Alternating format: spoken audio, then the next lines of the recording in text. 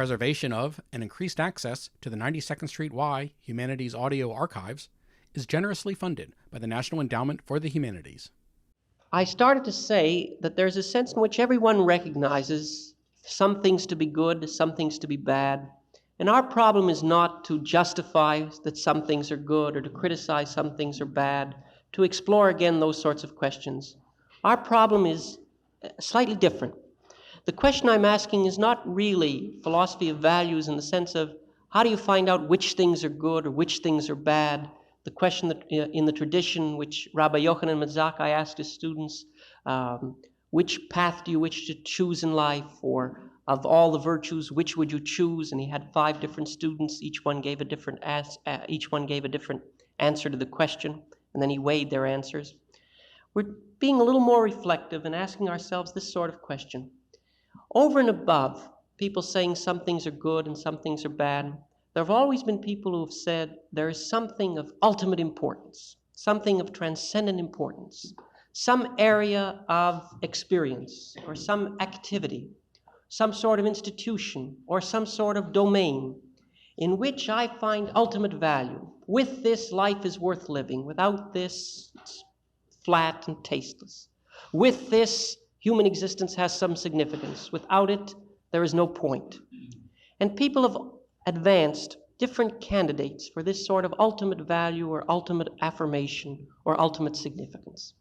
And I thought it would be interesting, actually, Mr. Kolodny, to a greater extent, thought it would be interesting to review some of those areas of ultimate significance and see where they have been historically, where they've been in the Jewish tradition, where they stand today.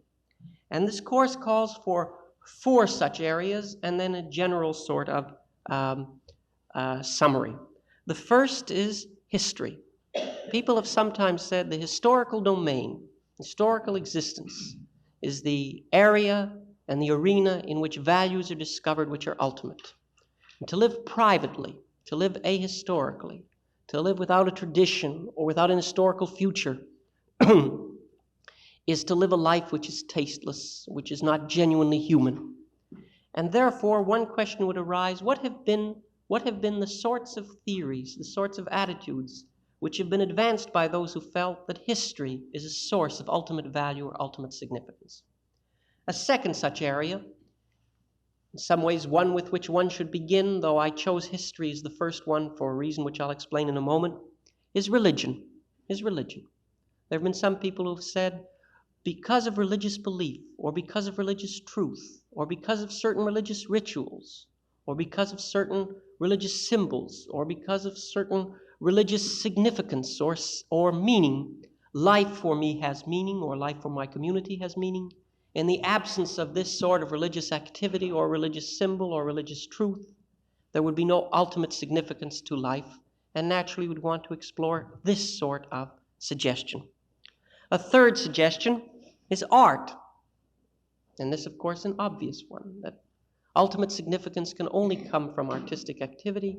In the absence of a society which has artistic expression, the possibilities of living simply become worthless and flat. And another possibility is science. Without the possibility of man making some sort of objective investigation of his environment, having a method which would allow him to get truth, having some sort of detachment, there would be no meaning in a community in which men could not somehow conquer nature, could not somehow have hope for knowledge which would conquer nature, even if they had the tree of life, and even if they had the tree of art, and even if they had the illusions, in this sense, from this point of view of religion. If they did not have scientific detachment, objectivity, truth, there would be no source of value.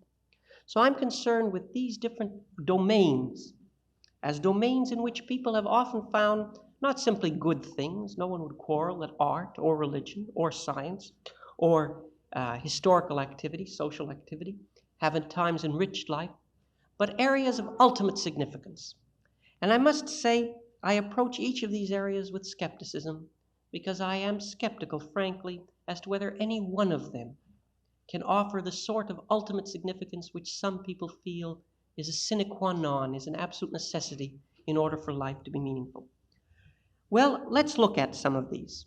I chose history first, even though the interpretation, it seems to me, which usually makes history a source of ultimate values, is a religious interpretation of history, primarily because I think that this is primarily a sort of obeisance to being at the Y, because I think, in a sense, this has been the Jewish attitude. I think that cliche, and it's a cliche, has a great deal of truth in it. The Jewish religion as a religion was a religion of its history, and the God of Judaism was a God of history to a much greater extent than it was, say, a God of nature. You didn't arrive at God by studying nature and then discovering him as the creator of nature, as much as you arrived at God through studying the historical process and then finding him as the source or fount of the historical process. I don't even think in that sense he was the God of morality. You didn't study ethical actions and then find him as the source of morality. This is expressed, I think, in Jewish tradition. When you think of the God of the fathers, it's expressed by Pascal in that phrase, "O God, God of Abraham, Isaac, and Jacob, and not the God of the philosophers," meaning, in this case, a God of particular historical experience, a God in historical significance. But I want to make the case independently of whether it's Jewish or not, but let's look at what the meaning of history has meant, or meaning in history has meant.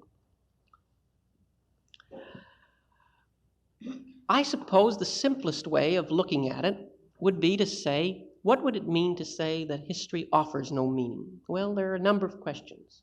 History usually is activity of men in pursuit of their ends. I think that definition is in Marx.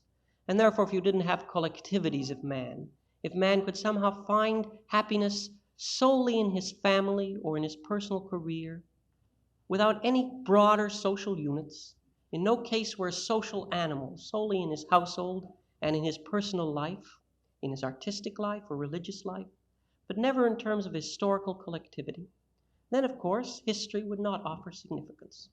And men have argued that it is impossible for man, being a social animal, to ever find happiness solely in a non-political, non-historical environment. That is to say, solely by being a good husband to his wife, a good father to his children, a good man with himself, a creative personality in his study, can a man find ultimate significance. Somehow human nature is such that he must be involved in social activity, not just as a defense mechanism, not just, so to speak, because if you're not involved in social activity, the penalty you'll pay is the evil men will take over power and destroy you, but as a matter of self-expression. The position is Aristotle's, I think, in the Politics, where he says, man is a social animal. To live alone, he must be either a beast or a god. But still one would want to say, why find meaning in history? An extreme formulation of it is found, it seems to me, in the biblical texts, and this is where I want really formally to begin. In my outline of these lectures in the notebook, I say meaning in history, and the first is the Bible and historical justice, and this is where I am beginning after these preliminary remarks. One thesis has always been that man can ultimately find significance in history because history is a tale of righteousness, and therefore if one looks at the drama of history, one will discover the ultimate drama of human conflict ending with human righteousness and human victory. And one great source of this is, of course, the biblical view. You find it in the book of Judges, not in the brutal, and it's ironical that you find it in the book of Judges. The book of Judges, which is as you know, second book after you finish the Pentateuch, it comes Joshua and the book of Judges. The book of Judges is a very interesting book, I think, for a number of reasons. I want to mention two. Two reasons.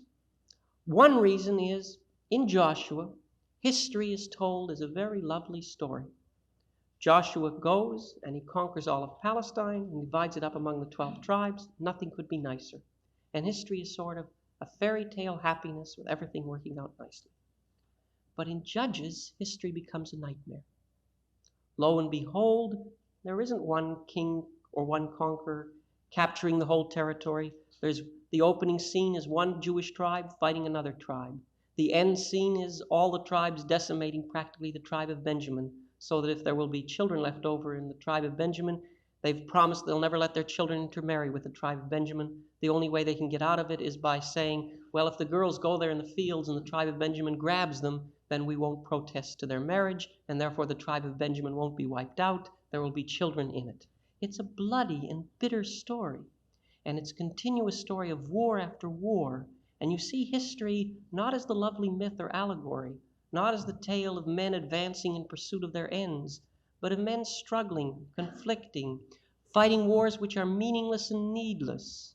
One man rapes a woman, therefore all the tribes attack Benjamin where the woman was raped and practically decimate the tribe, etc., etc. Bloody war after bloody war. You harvest your crops, and the raiders come and destroy your crops. Then you fight back. If you find a hero, it's a man like Samson who's so erratic. He's fighting the Philistines. He's married with Delilah. It's a tremendous sort of erratic event without clear lines, who is good, who is bad. It's as ironic as our current history is. We fight a war presumably against Japan for the integrity of China, and 20 years later, we're fighting China and hoping to rearm Japan as our ally, and so on and so forth. I'm not saying these things are meaningless or insignificant, but the pattern is contradictory, ironic, certainly not logical and rational. One point, I said 2 points in the book of Judges. One is the actual texture of history as written, the way in which it represents no emerging pattern. This is a story of wars and of anarchy, and the justification always runs, in those days there was no king in the land. It was a period of disorder, but there's never really a king in the land, at least not in the world as a whole. There always are periods of disorder.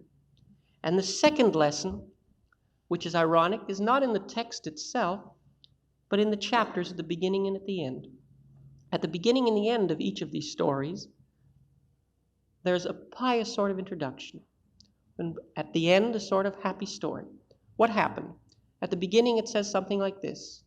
The Jewish people violated the will of God, sinned against God, and he punished them, and they served the Midianites or the Philistines or whatever people it is, it varies, for the Ammonites for 20 years or 40 years or even once 80 years, just arbitrary period. And then at the end of the story, it says, and then the prophet or the champion, the judge, led them in this and this period. Pardon me, not the prophet. The judge led them in this and this period, and they were liberated, and they did well in the sight of the Lord, and they prospered. Next chapter, they sinned against the Lord. The next bad thing happens, and then they prospered.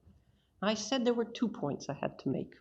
The first point was this point I have made, that the actual reading of the book, the actual texture of history, is nightmarish and sad.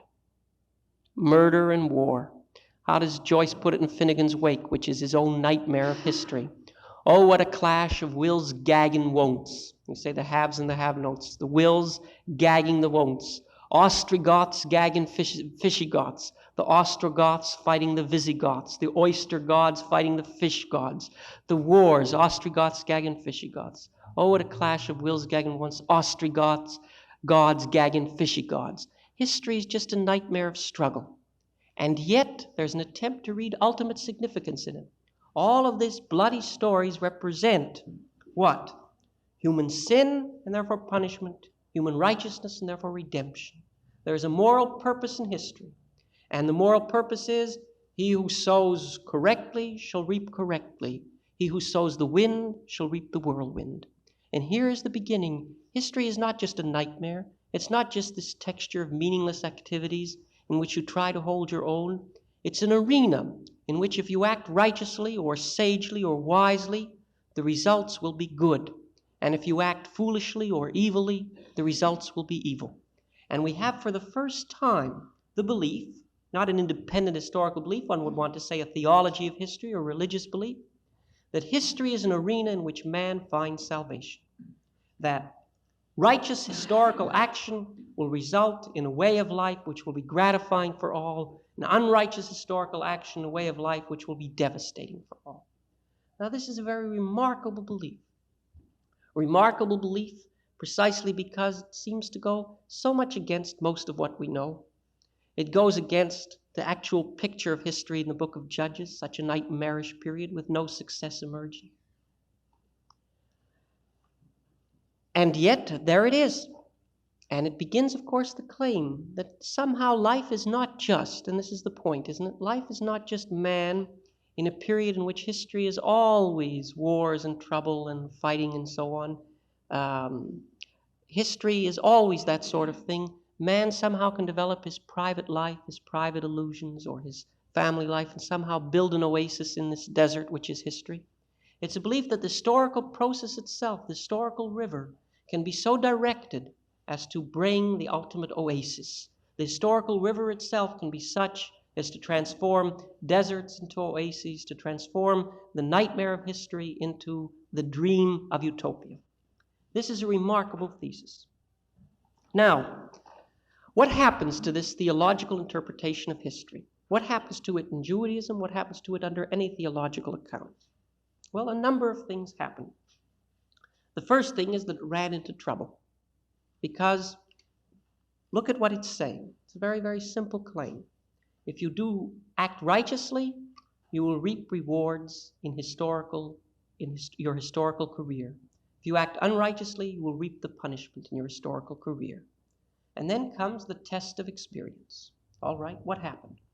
What happened is that the Jews were exiled to Babylon. I'm looking at it from the purview of Jewish historical experience. How did they react to this? Well, the reaction was very correct. According to the theory of history, we sinned. If you sin, you deserve exile, suffering, destruction. Well, we sinned, we have received exile, suffering, destruction. The theory holds. If we will now repent, we will be restored to our own land. The theory seems to stand up. And yet, the questioning begins, and especially after the restoration, the questioning begins.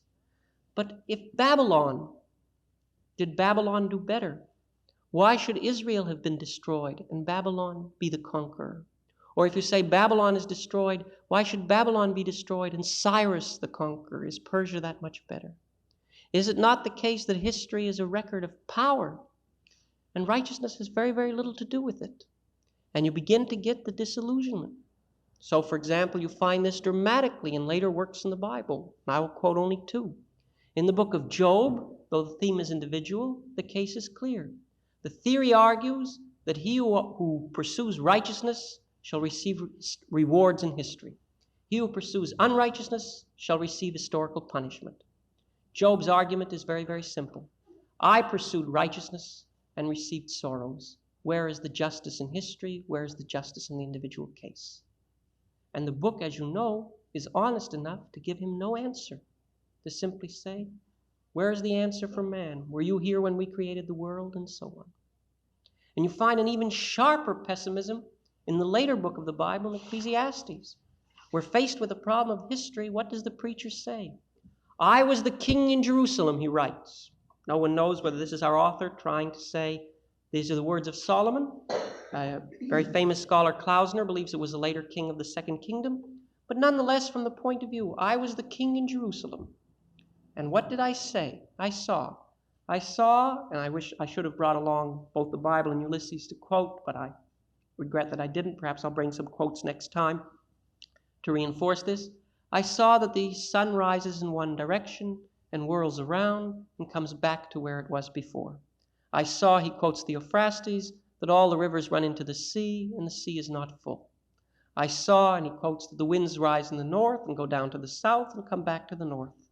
I saw that there is nothing new under the sun. I saw a circle. And if there is anything which is devastating to the thesis of historical reward, historical righteousness and historical reward, it's a totally circular thesis of history. You are back where you started again and again. There were wars in which, 70% of the population was killed over religion in the 17th century. There are going to be wars over which a similar percentage of population is killed in the 21st century, and so on and so forth.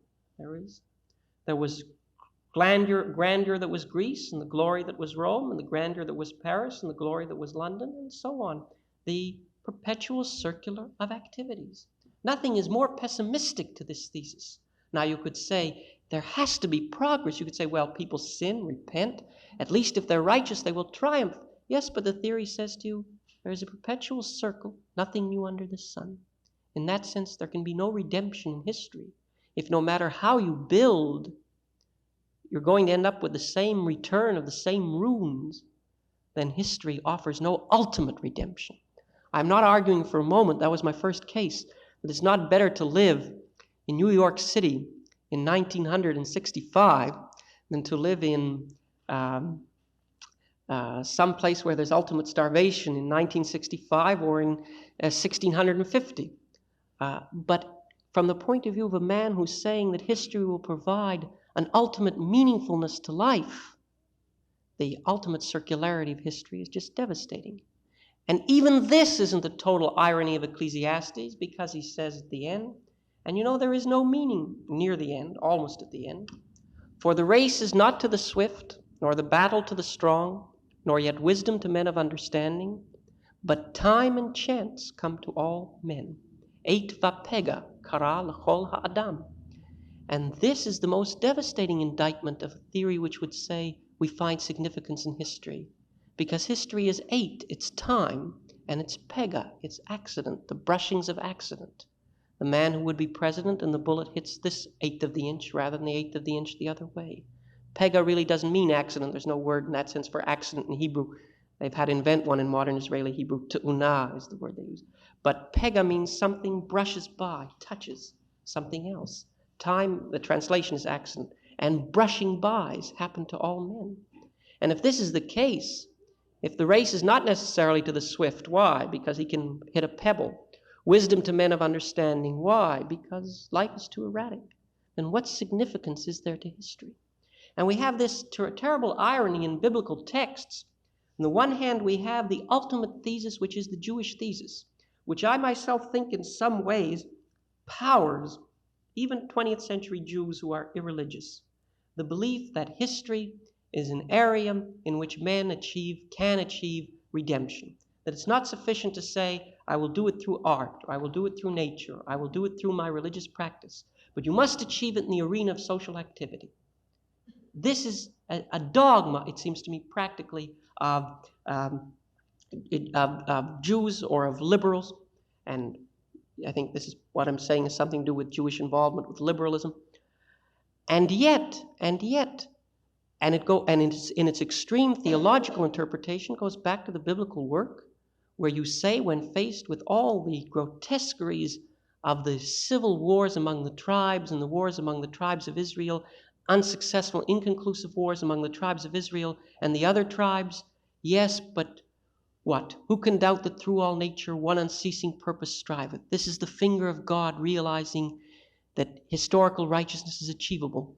And then you have Job saying, why do the righteous suffer, the unrighteous triumph? And the only answer he gets at the ultimate confrontation is, where were you when I created the world? Who is man that he should be able to ask and answer these questions?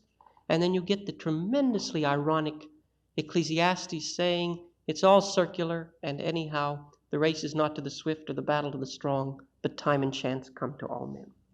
Well, Job and Ecclesiastes are perhaps heretical. I don't know whether you know, the Talmud debates that 3 works shouldn't have been included, 3 or 4. One is Ecclesiastes, which they include, partly perhaps because it has the pieties at the end. Well, of making many books there is no end. Study the Torah and worship God and forget about these things at the end of Ecclesiastes. One is, you may know, as the Song of Songs, which they interpret allegorically. Another was Job, of whom they say, Eov lo haya v'lo nivra. Job never was, nor was he created. A fourth, by the way, which they debated including, was Ezekiel. They thought his prophecies were outlandish, but then decided that Ezekiel had to be included in the canon. Now, what's the point? The point is that the theological interpretation of history simply runs against historical experience. It's one thing to say righteousness triumphs and unrighteousness will be defeated, and then to look, for example, at current experience and to say, well, that's right, Hitler was defeated, the fascists were defeated, and then to say, yes, but the Jews of Poland were also defeated. Were they unrighteous and Hitler righteous? Or is it a question not of righteousness or unrighteousness, but of power?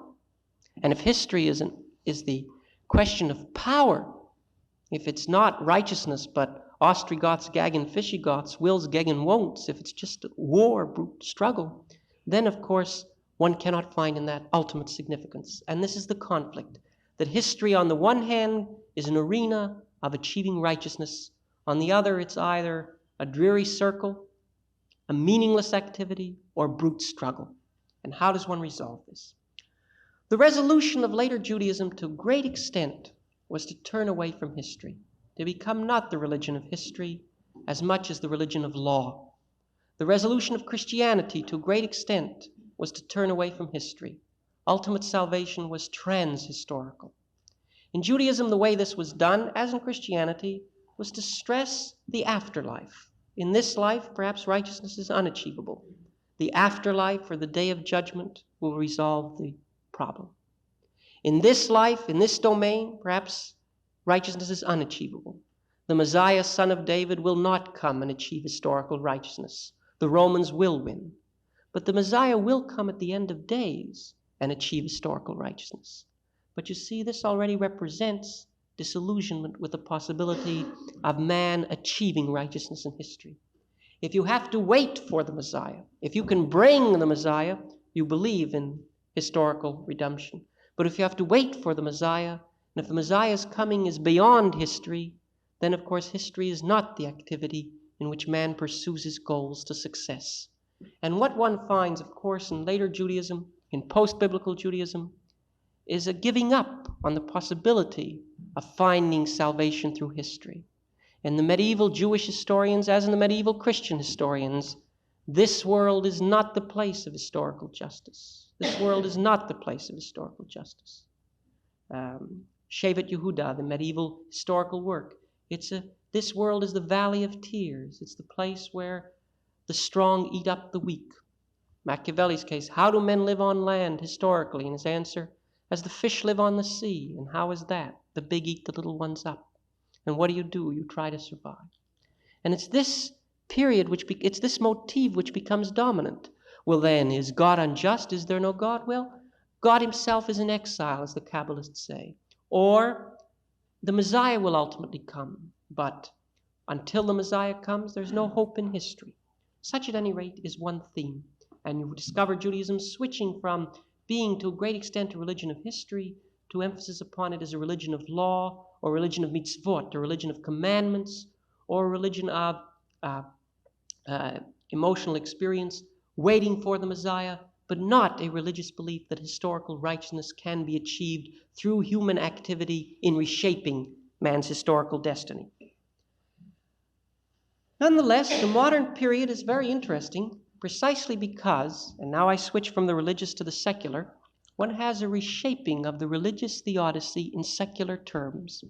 And it's ironic, is it not, that this historical belief that history is the arena in which human ultimate salvation or human ultimate value could be achieved, when it was abandoned in religious thought, becomes accepted in 18th, 19th, and 20th century secular ideology.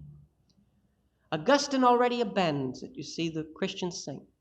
The city of God is the only historical world, and that's not on this life, that's not in history, where men will achieve utopia. The city of earth is never a historical period where men will achieve utopia. But modern historical thought becomes utopian again. You all know how in ahistorical thought, people put the golden age at the beginning. Once there was a golden age, then there was an age of iron, and then an age of silver, and now we live in a brass age. This is not a philosophy which can find ultimate significance in history. Let me just make this point again, first just summarizing what I've said so you'll be with me. I've made one preliminary point, and then I think two other points. The preliminary point I made was just, I'm not trying for a moment to be skeptical or sophistical, to say that there aren't values, that having a good dinner isn't better than being hungry, that all the rest of it, that being loved isn't better than being frustrated, or being expressive isn't better than being frustrated. I'm asking a different question.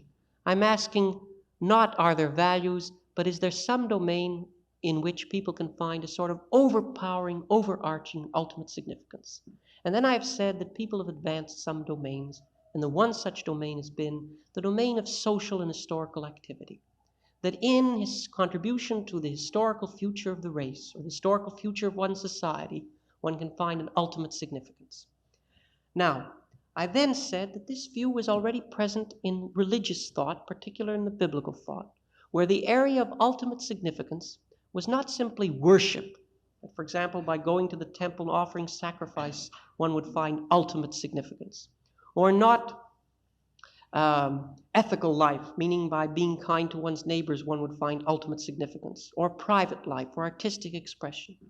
But only if the historical community, as a historical community, would achieve its goal, would achieve some sort of ultimate ideal life, could there be real significance for human living. And the Bible argued that this was possible, that if individuals acted politically or socially in history, they would achieve, because there was God in their view, they would achieve ultimate righteousness. That if the Jews as a group acted correctly, their history would be rewarded with a land flowing with milk and honey, with each person living under his vine tree, under his fig tree, and so on. If they acted unrighteously, they would be rewarded by war, by suffering, by famine, by the rest of it. This is the thesis. It's still an overwhelmingly popular thesis. If only we act socially righteously, we'll have the good life. Somehow, if we don't act socially righteously, we'll have the bad life. It's terribly important to achieve the good life in history. Maybe it isn't true, by the way, Maybe if you act evilly, powerfully, Machiavellianly, you'll achieve a good life. If you act righteously, you'll end up at the bottom of the pile. But the thesis was, if you act righteously, you'll achieve the good life. That morality was important for political and social action. Then, that was the first point I made after the preliminary point. Then I had the reservation. The reservation, talking now within the Jewish tradition, was that the fact of Jewish history above all seemed to refute it. The Jews, at least as they saw themselves, perhaps a little parochially, perhaps a little unfairly, seemed to suffer more than other peoples. Were they then more unrighteous? Well, the prayer book says yes. Because of our sins, we've been exiled from our country. But really more unrighteous? Amos says, Damascus sinned, Moab sinned, they were destroyed. You sin, you'll be destroyed. But have so much worse. And the Jewish view was they suffered so much worse. Then were they more unrighteous? And it turned out that in Job, as I said, they protested this. The righteous have been suffering and the unrighteous have been getting away with it. Where is historical justice? And the answer in the wisdom literature of Ecclesiastes and so on was, there is no historical justice. Eit vapega kara l'chol adam. Time and chance happen to all men. To which the reply was, well, then where is God? Well, God is not so operative in history. He'll come at the end of history, or he's operative if you obey the laws. But it's not a question of being able to achieve God in history. Now I say, this is as far as I've got, and now I switch. And I say, so much for the religious interpretation of history and its difficulties. It's ironical that the same attempt to discover ultimate significance in history, which was present in the religious tradition, now is transferred to the secular tradition. The transference is a very interesting one. It occurs in the 19th century. I made a preliminary remark on it. I'll repeat it. There are a variety of legends or myths of history, so many, that give you different sorts of ways in which the historical arrow moves. Some see it as a circle, and Ecclesiastes already referred to this. The winds going round, returning to the same place, the sun going round, returning to the same place. Dust thou art, to dust returneth, the circle of history. Some see it, of course, as a zig and a zag and what have you, as a perpetual conflict which ends up nowhere. Others have seen it as a spiral, and even Joyce in Finnegan's Wake, which is a book about history and begins about a river running from swerve of shore to end of bay. And then the last sentence of the book, some, 600 or 700 pages later, is a river. And the beginning of the book is run from swerve of shore. History is the book, and the book is the river running, which is a big circle. And the point the book being as a circle is the book doesn't end with a period. It doesn't end, as Eliot would say, with a bang or with a whimper. It ends in the middle, and you've got to go at the beginning and you start all over again. It's just a perpetual circle. But even he says, the book is a nightmare, and he defined history as a nightmare. The book is a dream nightmare, beginning and ending. History is a circle.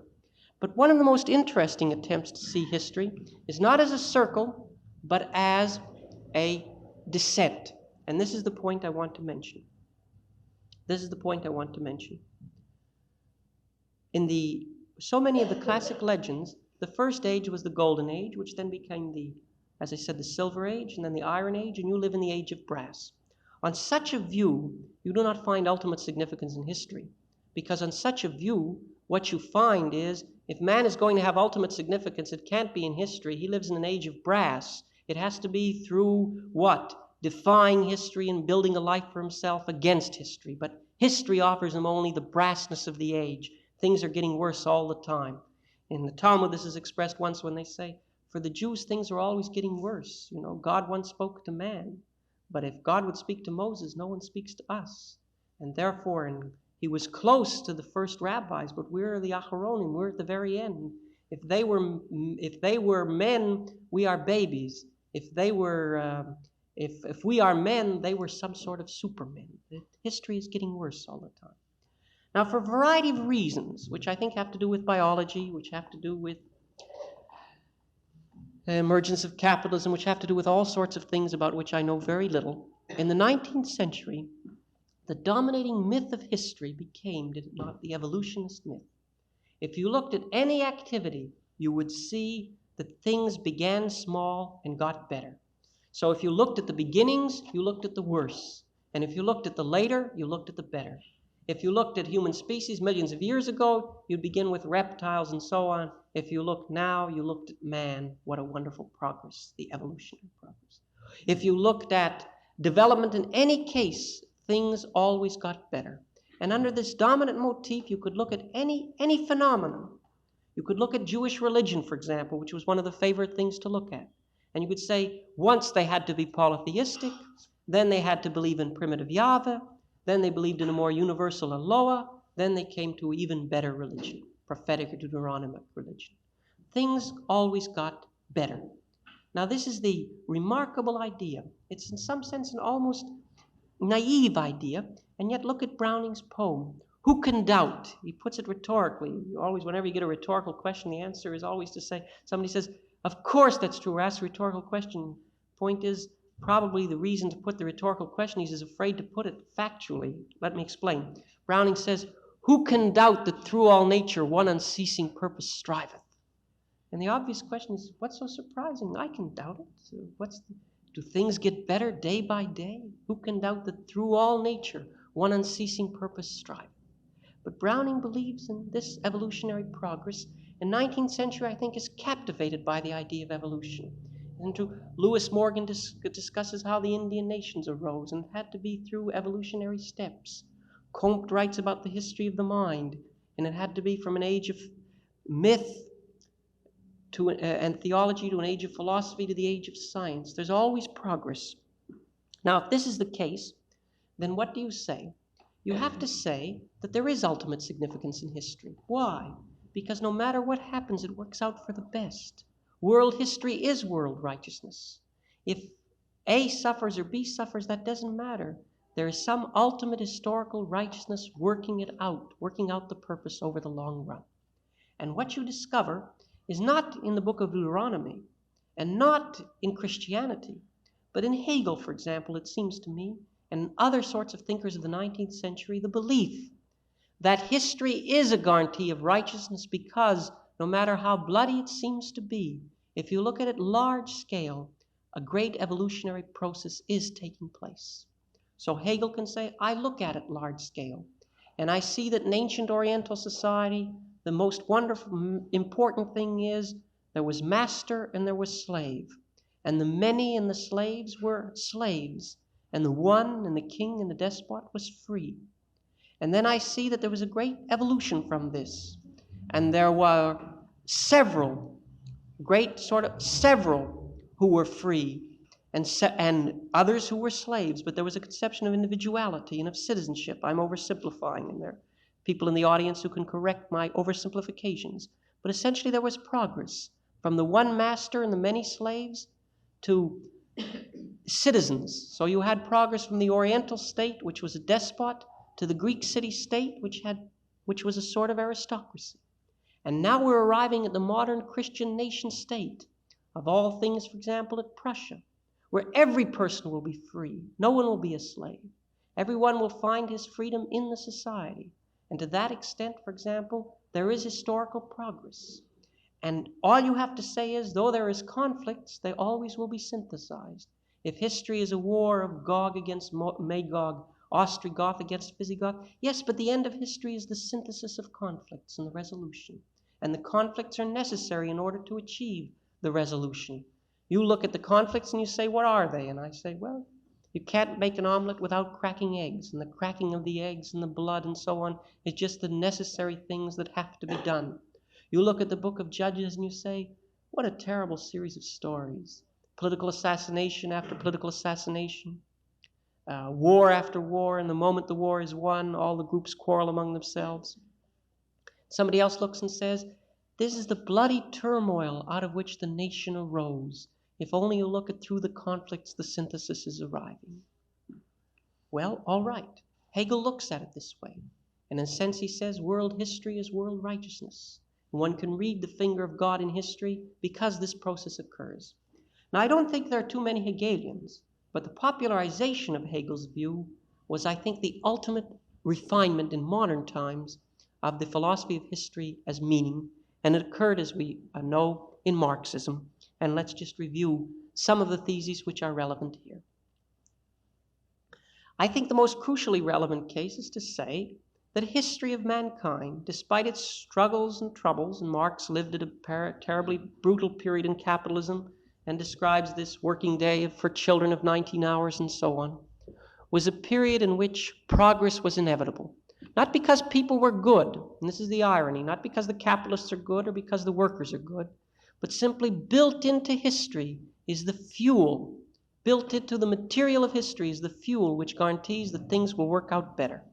And to oversimplify, Marx simply suggests, once, it's actually Engels who does the suggesting in this way, once there was chattel slavery, and out of the conflicts of chattel slavery, not because the slave owners were liberal or the slaves were good, there emerged a system which was an improvement, serfdom, in which there were not chattel slaves who could be sold from place to place, but lord of the manor and serf. Now this was still terribly cruel. The lord of the manor, for example, could spend the first night with the serf's wife, many, many other such things.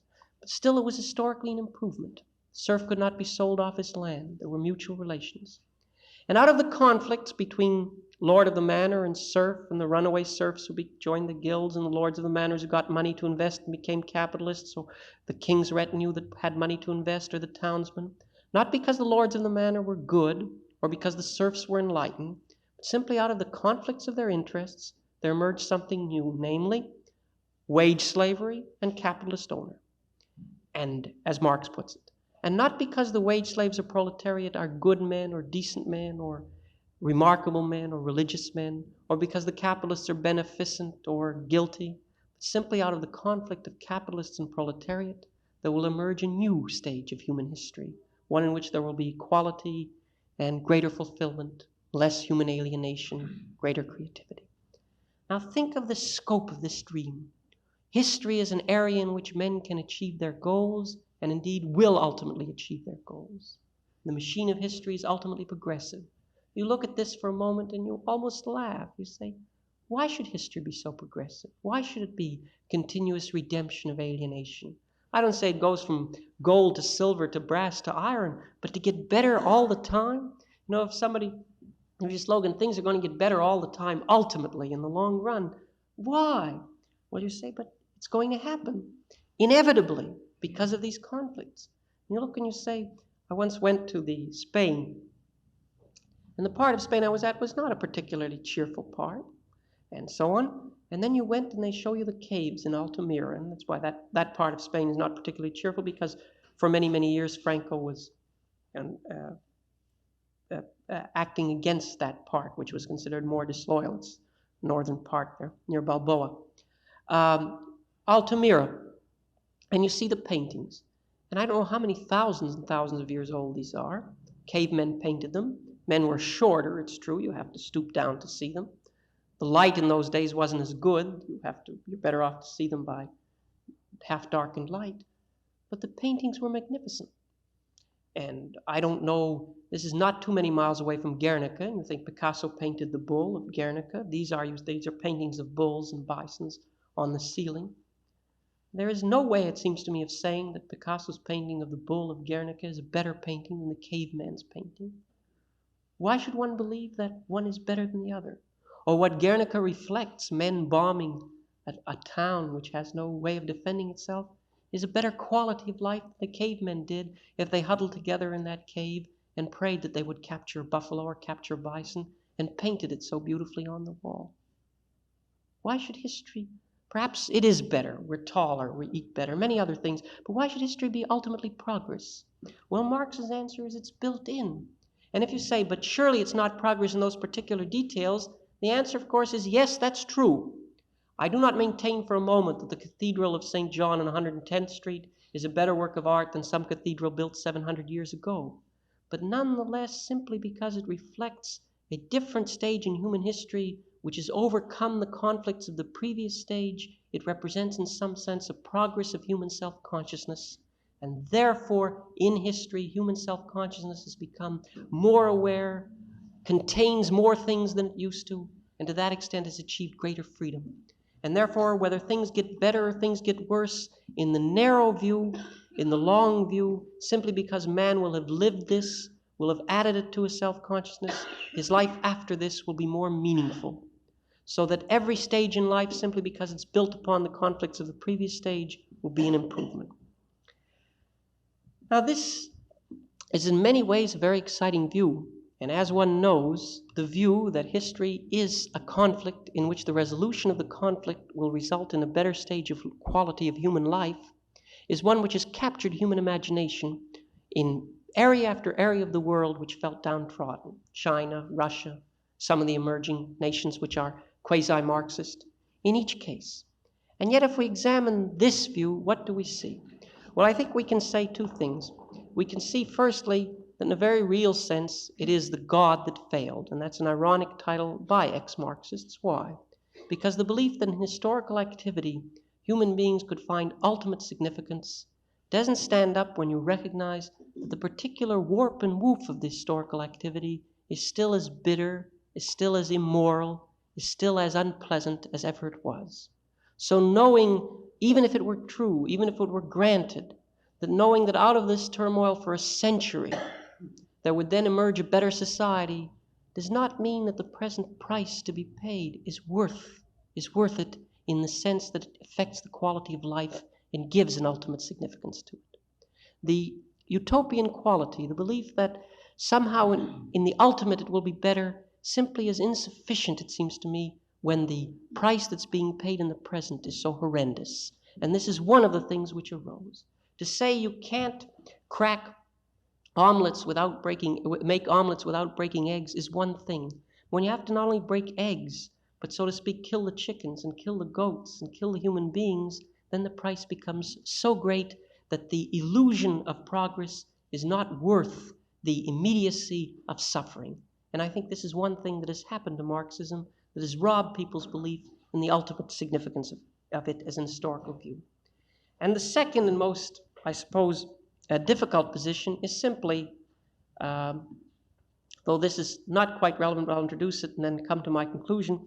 The second most difficult thesis of this is people haven't been able to buy the thesis that somehow every step in the progress which arises out of the conflicts of the previous stages will be an improvement simply because it arises out of the conflicts. Let me explain. There are 2 points, 2 myths here, which seem to me, 2 stories here, which seem to me to be very appropriate. Story number 1 is, you look on history as the making of omelets. You want to cook omelets. In order to do it, you have to crack eggs. And the historical suffering is simply the price which is paid for the achievement of the omelet. And this is one view. And although the cracking of the shell is hard and so on, nonetheless, it's worth suffering because in the long run, the omelet comes. And history is an area in which you do arrive at happiness, but you have to pay the price in the historical present. It's one view. But now consider a different story. The story is Lamb's dissertation on roast pork. It's a story on how roast pork was first invented. And his story is very, very simple. How does it go? A Chinese man, he believes roast pork was invented in China, came home, and before he'd left, he'd put his pig in the house. And then the house caught on fire, and the pig burned. He came home, and it was very, very hot, and he looked around, and he put his hand in pig that was burnt, and it was hot, and he put it to his mouth to cool it off, and for the first time he tasted roast pork, and it was delicious. And therefore, every time after that, when he wanted roast pork, he would put the pig in the house and set fire to the house and have roast pork. And now you say you cannot have an omelet without cracking eggs, and his answer would be, you can't have roast pork without burning the house down, and if you want it, you have to achieve it. And the suspicion, of course, crucially is that this sort of argument rationalizes the burning down of the house. I don't want to go here into a political question. It's a very sort of ironic question. You think of Japan in 1905, or even Japan in 1917, or Russia in 1917. And both achieved industrialization, both paid a heavy price, but the difference in price that was paid in one country as in the other. And one wonders, well, the complaint that you have to have labor camps and so on to achieve it, or forced pace of industrialization, isn't this the question of burning down the house in order to achieve the goal?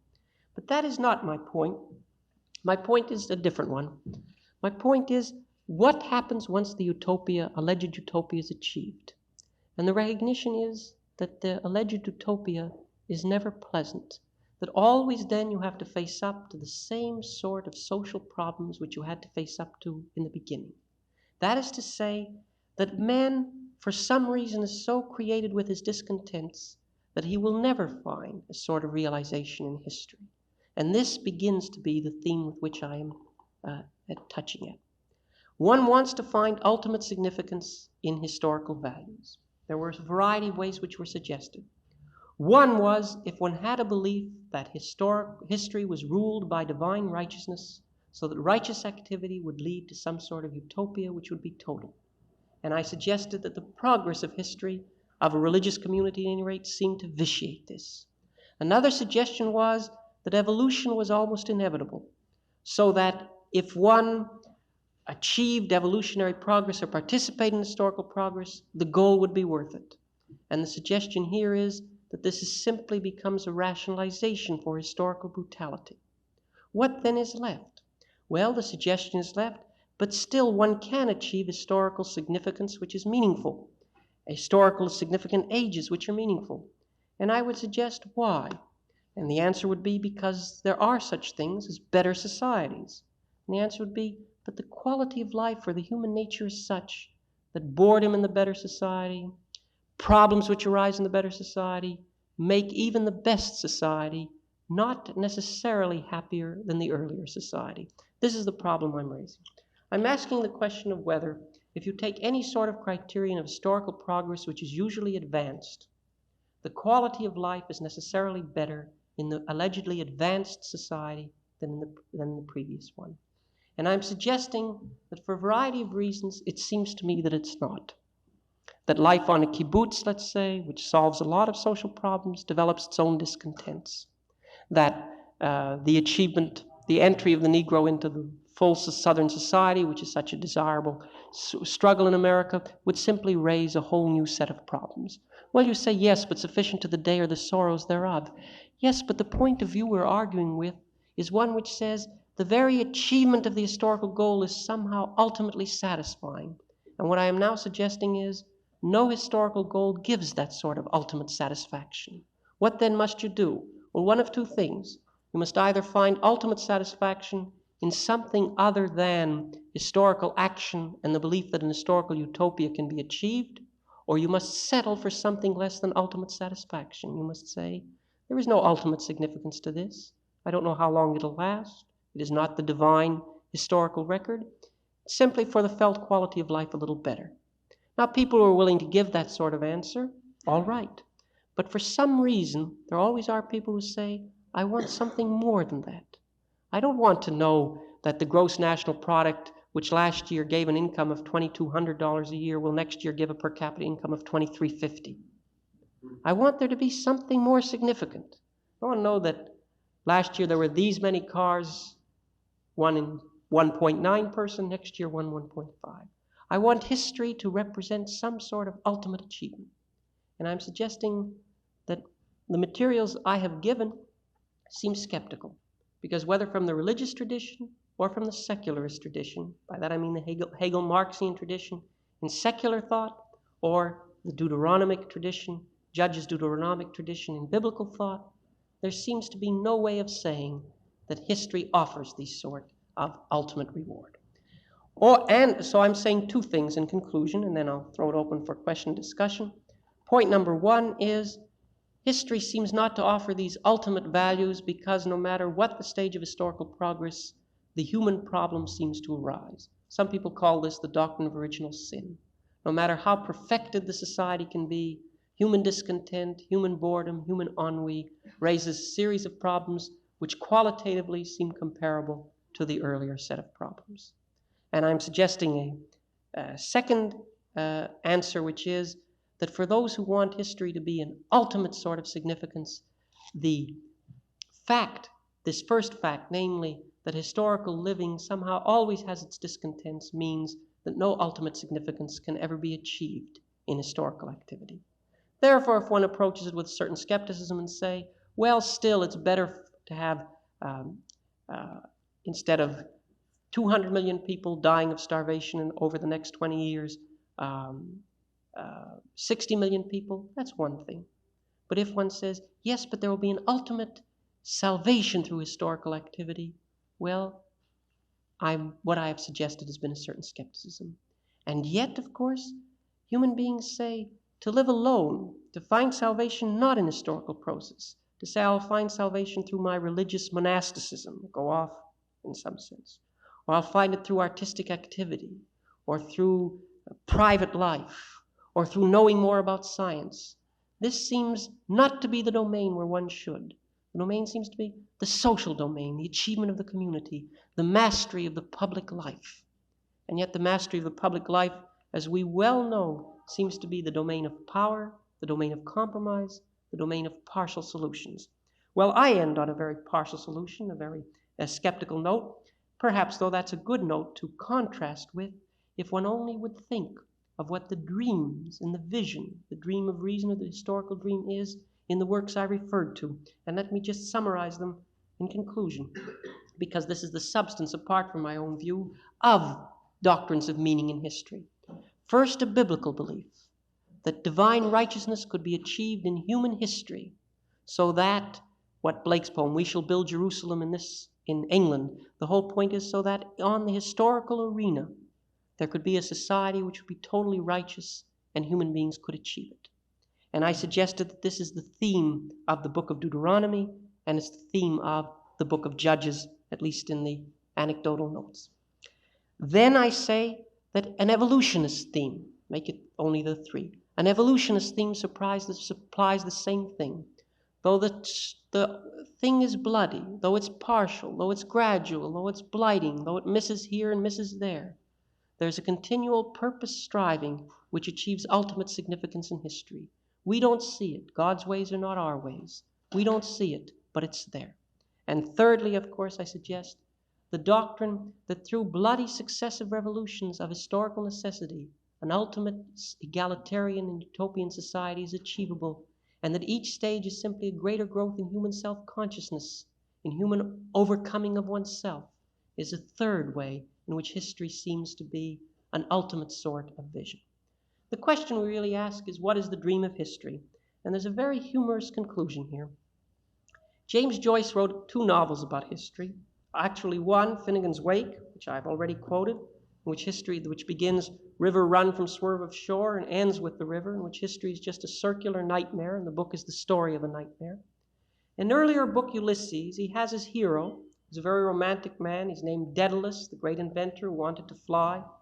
Teach a history lesson. And as he teaches the history lesson, he wonders if it could have been other than that, he thinks to himself.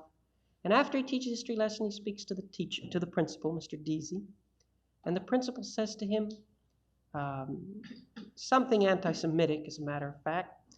And the man says, well, why do the Jews suffer? And the principal says, they sinned against the light, and therefore they must suffer. They sinned against the light, and therefore they must suffer. The Christian eschatological theme. The Jews rejected Jesus and must suffer. And Daedalus says to him, well, we have all sinned against the light, haven't we? And he says, no. And he repeats the history, which is Jewish history. They sinned particularly, and therefore they are exiled, and therefore they are wanderers. And Daedalus thinks of that, and then he says, it's a very famous quotation, history is a nightmare from which I'm trying to awaken. And Deasy says, no, history is God's purpose. At the next moment, there's a shout in the street, and Daedalus says, that's God, the shout in the street. That's the historical God, just power, shout in the street, war. History for man is a nightmare. And instead of looking for it as the area from which we can find most ultimate significance, you look at a nightmare, try to wake up and live your life in a period where history is always a precipice. And I must say I presented three views. And let me just, I presented three views historically. Biblical view, Hegel view, Marxist view. I presented three sorts of attitudes, and let me just summarize them. Attitude one is the attitude of those three views. History can be grasped and conquered, and in history, ultimate significance be achieved. Attitude two is my own sort of cavalier attitude. You could raise the gross national product from 2,100 to 2,300. You could eliminate these things, but you'll never find an ultimate significance in history. There is even a third attitude which is more extreme, which I'm now suggesting. History is always going to be a nightmare. One doesn't know why. The atom bomb, Vietnam, we're always on the precipice. And it's only by trying to keep one's faculties intact, keep awake while the historical nightmare goes on through cultivation of one's inner resources that one can survive. I don't know which of these three attitudes is correct. I hope not the third. I don't believe the first. I think the second. But I am not sure. Sometimes, though it seems to me all three have good cases to be made for them. The first, because it's only with this sort of historical hope that historical action is necessary. The second, because life is always partial compromises, just to put it in a nutshell. And the third, simply because if one looks honestly at the history of the last 25 years, it seems to me this is the best one can say. Well, all right. I don't mean to be a prophet here, but to call for questions or comments.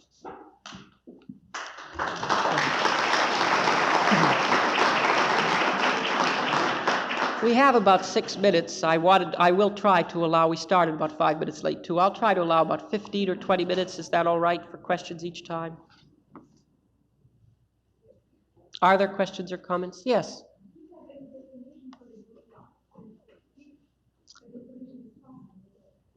Oh, yes, I think there are different ones, but I didn't mean anything terribly controversial. What I would want to say, how would I answer you? I agree there are certain differences. Sometimes we're not terribly imaginative. The question was, I speak about history achieving the good life. Well, do we have a definition of that?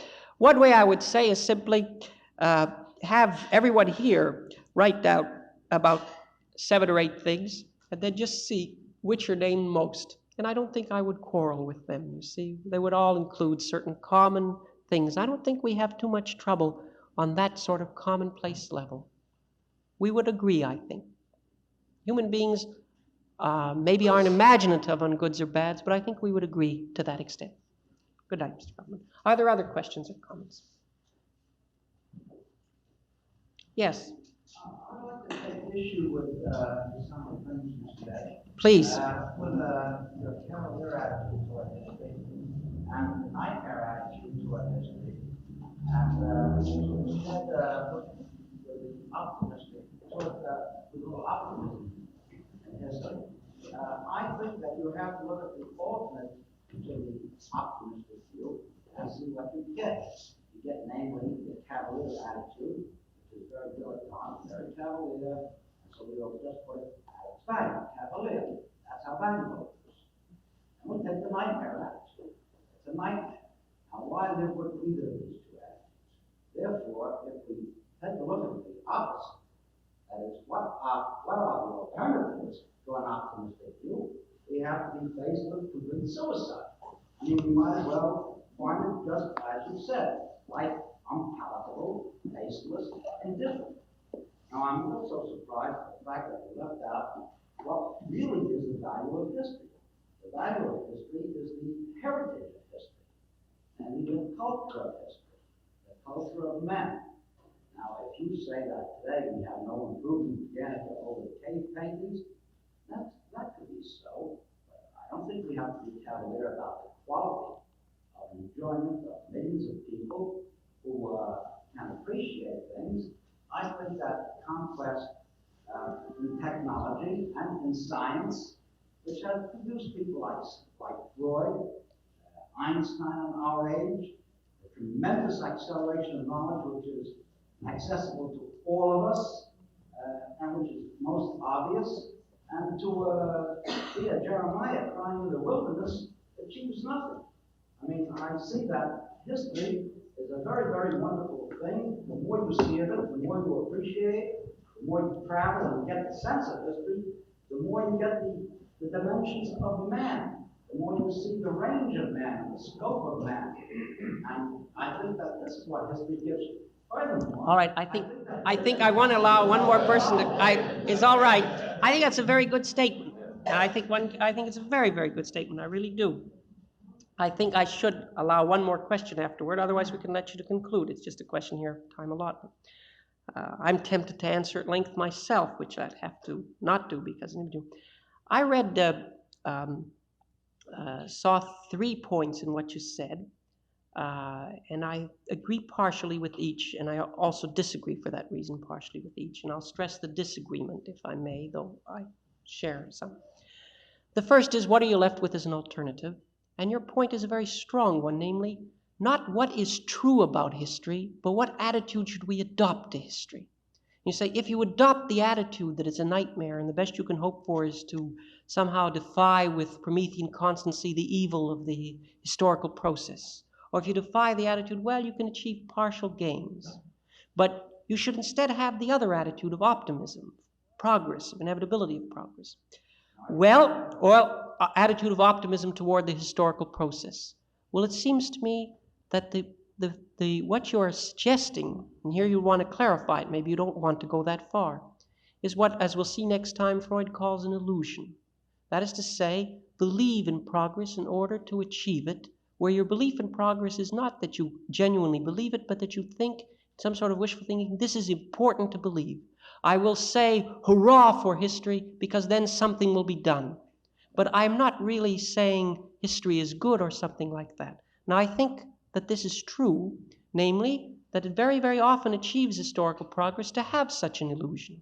People who did argue that history would achieve, who can doubt that through all nature one unceasing purpose striveth, then went out to do something about it.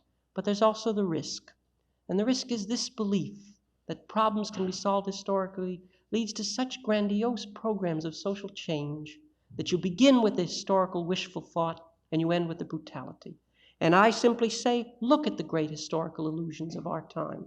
Acton has the book on Marxism, Illusion of the Epoch.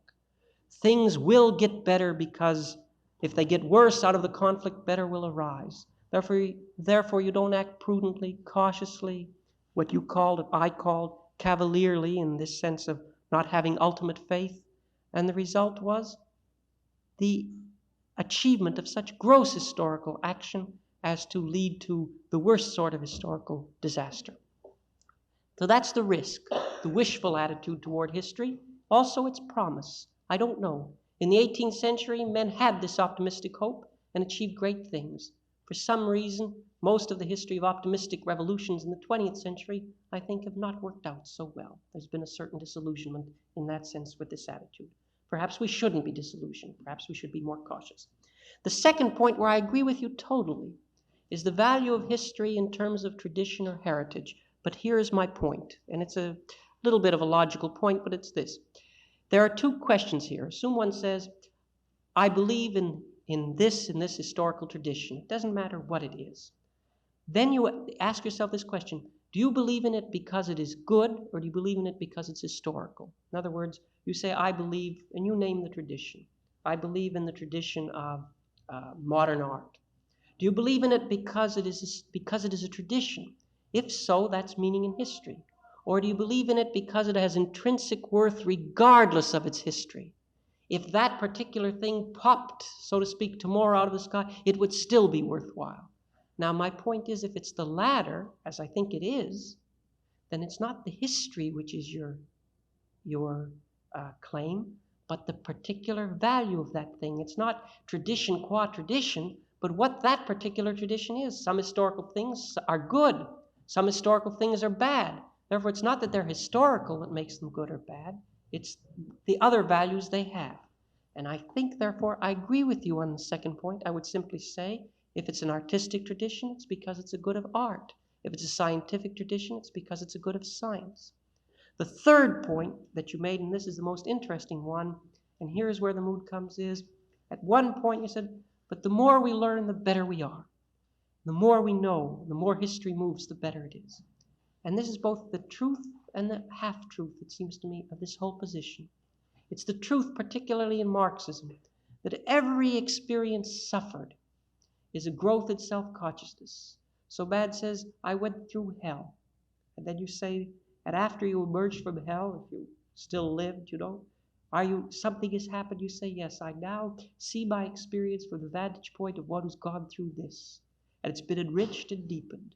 That's why the 19th century, which had this, I think, was the age of the symphony. You went through the dark moods and the best moods, and the last notes were better because the first notes were so bad, and this was the harmony. It was all part of the meaningful score. Life wasn't sound and fury signifying nothing. Each note was a note in the harmony, a passage in the whole score. Therefore, if there's suffering, that's part of it too. If the atom bomb is dropped, that's part of the great revolution of the atom, which will ultimately lead to human conquest of nature. But here I'm skeptical that one takes exactly your version. The more one travels, it isn't necessarily true that the better things are. And we have the bloodiness of our period. The bloodiness of our period. Camus begins a book somewhere about 11 years ago. In the last 10 years of my life, 90 million people have been killed or made homeless. And it's just not the case that who increases experience or increases self-consciousness increaseth improvement.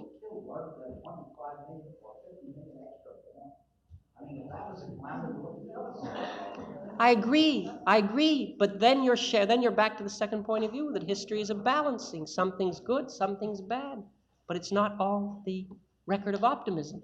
I agree this is a question here of optimism, pessimism. What I'm suggesting, of course, is the difficulty granted this view of recognizing ultimate significance to history.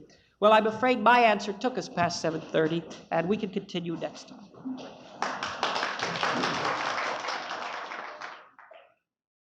Thanks for listening.